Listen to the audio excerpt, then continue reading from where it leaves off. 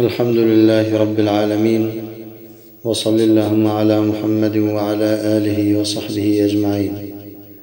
اللهم إني أسألك بأني أشهد أنك لا إله إلا الله الأحد الصمد الذي لم يلد ولم يولد ولم يكن له كفوا أحد، أن تغفر لي ولوالدي وللمؤمنين والمؤمنات إنك أنت الغفور الرحيم.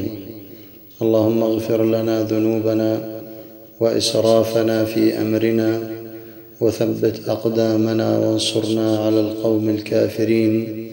اللهم لا إله إلا أنت سبحانك إني كنت من الظالمين.